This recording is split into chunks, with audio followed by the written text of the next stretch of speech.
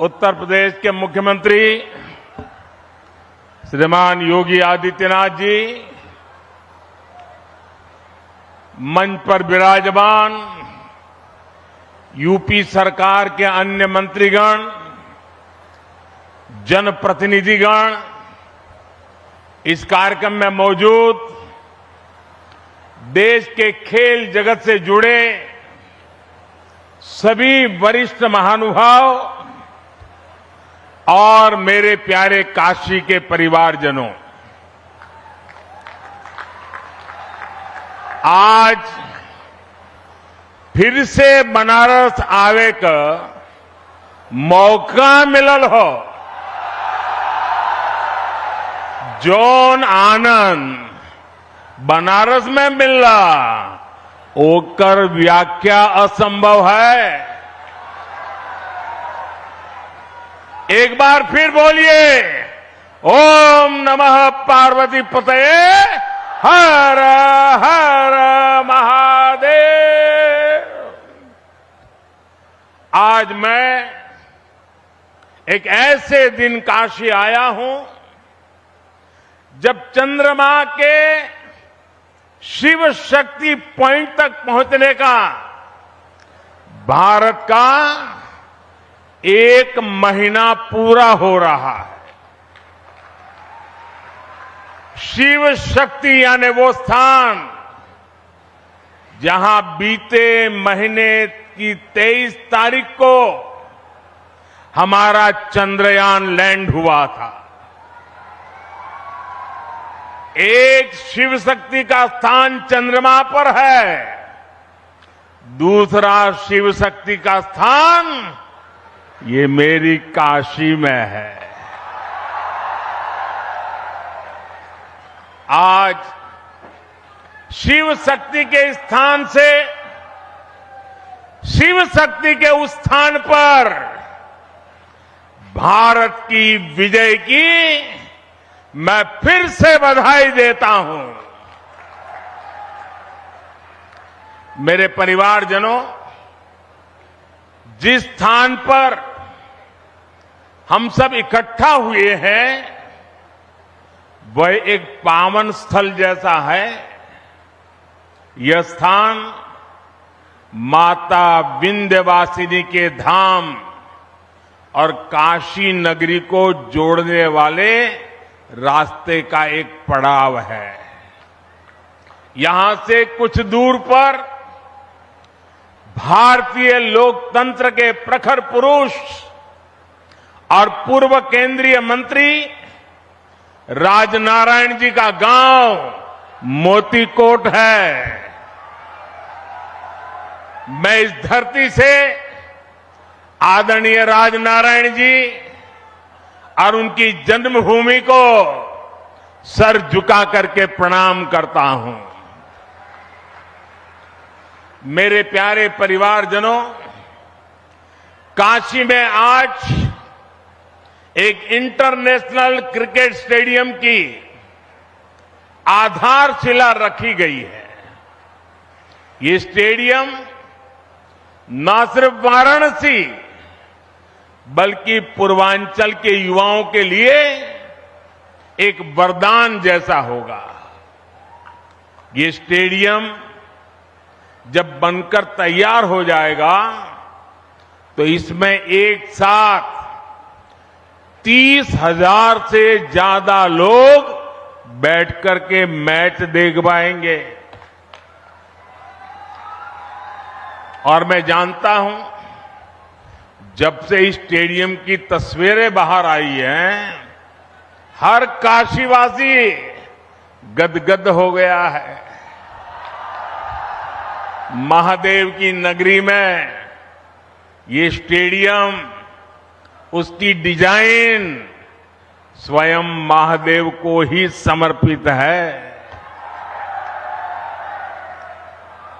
इसमें क्रिकेट के एक से बढ़कर एक मैच हो गए। इसमें आसपास के युवा खिलाड़ियों को अंतर्राष्ट्रीय स्तर के स्टेडियम में ट्रेनिंग का मौका मिलेगा और इसका बहुत बड़ा लाभ मेरी काशी को होगा। मेरे परिवारजनों, आज क्रिकेट के जरिए दुनिया भारत से जुड़ रही है। दुनिया के नए नए देश क्रिकेट खेलने के लिए आगे आ रहे हैं। जाहिर है, आने वाले दिनों में क्रिकेट मैचों की संख्या भी बढ़ने जा रही है और जब क्रिकेट मैच बढ़ेंगे तो नए नए स्टेडियम भी जरूरत पड़ने वाली है। बनारस का ये इंटरनेशनल क्रिकेट स्टेडियम इस डिमांड को पूरा करेगा। पूरे पूर्वांचल का चमकता हुआ ये सितारा बनने वाला है। यूपी का ये पहला स्टेडियम होगा जिसके निर्माण में बीसीसीआई का भी बहुत सहयोग होगा। मैं बीसीसीआई के पदाधिकारियों का, काशी का एमपी होने के नाते, यहां का सांसद होने के नाते मैं आप सबका हृदय से आभार व्यक्त करता हूं। मेरे परिवारजनों, जब खेल का इंफ्रास्ट्रक्चर बनता है, इतना बड़ा स्टेडियम बनता है, तो सिर्फ खेल ही नहीं, स्थानीय अर्थव्यवस्था पर भी उसका सकारात्मक असर होता है। जब स्पोर्ट्स के ऐसे बड़े सेंटर बनेंगे तो उसमें बड़े स्पोर्ट्स आयोजन होंगे। जब बड़े आयोजन होंगे तो बड़ी तादाद में दर्शक और खिलाड़ी आएंगे। इससे होटल वालों को फायदा होता है, छोटी बड़ी खाने पीने की दुकान को फायदा होता है, रिक्शा, ऑटो रिक्शा, टैक्सी, इनको भी फायदा होता है। हमारे नाव चलाने वालों को तो दो दो हाथ में लड्डू हो जाता है। इतने बड़े स्टेडियम की वजह से स्पोर्ट्स कोचिंग के नए सेंटर खुलते हैं। स्पोर्ट्स मैनेजमेंट सिखाने के लिए नए अवसर बनते हैं। हमारे बनारस के युवा नए खेल स्टार्टअप के बारे में सोच सकते हैं। फिजियोथेरेपी समेत स्पोर्ट्स से जुड़ी बहुत सी पढ़ाई और कोर्सेज शुरू होंगे और एक बहुत बड़ी स्पोर्ट्स इंडस्ट्री भी वाराणसी में आएगी। मेरे प्यारे परिवारजनों, एक समय था जब माता पिता बच्चों को इस बात के लिए डांटते थे कि हमेशा खेलते ही रहोगे क्या, कुछ पढ़ाई वढ़ाई करोगे कि नहीं, यही हुड़दंग करते रहोगे क्या, यही सुनना पड़ता था। अब समाज की सोच बदली है। बच्चे तो पहले से ही सीरियस थे ही, अब माता पिता भी स्पोर्ट्स को लेकर के गंभीर हुए हैं। अब देश का मिजाज ऐसा बना है कि जो खेलेगा वही खिलेगा। साथियों, पिछले एक दो महीने पहले मैं मध्य प्रदेश का एक आदिवासी इलाका शहडोल के आदिवासी गांव में गया था। वहां मुझे कुछ नौजवानों से मिलने का अवसर मिला और मैं सचमुच में वहां का दृश्य और उनकी बातें सुनकर के इतना प्रभावित हुआ। उन युवकों ने मुझे कहा कि ये तो हमारा मिनी ब्राजील है। मैंने कहा भाई तुम मिनी ब्राजील कैसे बन गए हो? बोले हमारे यहां हर घर में फुटबॉल का खिलाड़ी है। और कुछ लोगों ने मुझे कहा कि मेरे परिवार में 3-3 पीढ़ी नेशनल फुटबॉल प्लेयर रही है।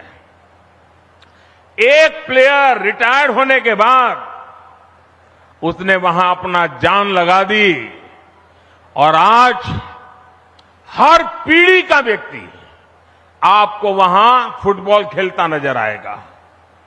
और वो कहते हैं कि हमारा जब एनुअल फंक्शन होता है तो कोई घर में आपको नहीं मिलेगा, इस पूरे इलाके के सैकड़ों गांव और लाखों की तादाद में लोग 2-2, 4-4 दिन मैदान में डटे रहते हैं। ये कल्चर उसे सुनकर के, देख करके देश के उज्जवल भविष्य का विश्वास मेरा बढ़ जाता है। और काशी का सांसद होने के नाते मैं यहां आए बदलावों का भी साक्षी बना। सांसद खेल प्रतियोगिता के दौरान जो उत्साह यहां रहता है उसकी जानकारी मुझे लगातार पहुंचती रहती है। काशी के युवा स्पोर्ट्स की दुनिया में अपना नाम कमाए, मेरी यही कामना है। इसलिए हमारा प्रयास वाराणसी के युवाओं को उच्च स्तरीय खेल सुविधाएं देने का है। इसी सोच के साथ इस नए स्टेडियम के साथ ही सीगरा स्टेडियम पर भी करीब 400 करोड़ रुपए खर्च किए जा रहे हैं। सीगरा स्टेडियम में 50 से अधिक खेलों के लिए जरूरी सुविधाएं विकसित की जा रही है। और इसकी एक और खास बात है, ये देश का पहला बहुस्तरीय स्पोर्ट्स कॉम्प्लेक्स होगा जो दिव्यांगजनों को ध्यान में रखकर बनाया जा रहा है। इसे भी बहुत जल्द ही काशी वासियों को समर्पित किया जाएगा। बड़ालालपुर, उसमें बना सिंथेटिक ट्रैक हो, सिंथेटिक बास्केटबॉल कोर्ट हो, अलग अलग अखाड़ों को प्रोत्साहन देना हो, हम नया निर्माण तो कर ही रहे हैं पर शहर की पुरानी व्यवस्थाओं को भी सुधार रहे हैं। मेरे परिवारजनों, खेलों में आज भारत को जो सफलता मिल रही है वो देश की सोच में आए बदलाव का परिणाम है। हमने स्पोर्ट्स को युवाओं की फिटनेस और युवाओं के रोजगार और उनकी कैरियर से जोड़ा है। 9 वर्ष पहले की तुलना में इस वर्ष केंद्रीय खेल बजट 3 गुना बढ़ाया गया है। खेलो इंडिया प्रोग्राम के बजट में तो पिछले वर्ष की तुलना में लगभग 70% वृद्धि की गई है। सरकार आज स्कूल से लेकर ओलंपिक पोडियम तक हमारे खिलाड़ियों के साथ टीम मेंबर बनकर साथ चलती है। खेलो इंडिया के तहत देश भर में स्कूल से यूनिवर्सिटी तक की खेल प्रतियोगिताएं हुई है। इनमें बड़ी संख्या में हमारी बेटियों ने भी हिस्सा लिया है। सरकार कदम कदम पर खिलाड़ियों की हर संभव मदद कर रही है। ओलंपिक पोडियम स्कीम भी ऐसा ही एक प्रयास है। इसके तहत देश के शीर्ष खिलाड़ियों को सरकार पूरे साल में खाने पीने, फिटनेस से लेकर ट्रेनिंग तक लाखों रुपए की मदद देती है। इसका परिणाम हम आज हर अंतर्राष्ट्रीय कंपटीशन में देख रहे हैं। अभी कुछ समय पहले ही वर्ल्ड यूनिवर्सिटी गेम्स में भारत ने इतिहास रचा है।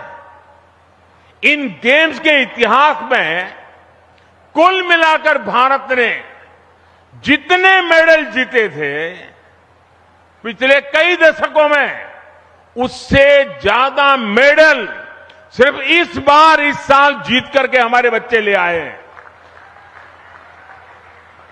वैसे आज से एशियन गेम्स भी शुरू हो रहे हैं। एशियन गेम्स में हिस्सा लेने गए सभी भारतीय खिलाड़ियों को मैं अपनी शुभकामनाएं देता हूं। साथियों, भारत के गांव-गांव में, कोने-कोने में खेल प्रतिभाएं मौजूद है। खेलों के महारथी मौजूद है। जरूरी है इन्हें तलाशना और इन्हें तराशना। आज छोटे से छोटे गांवों से निकले युवा पूरे देश की शान बने हुए हैं।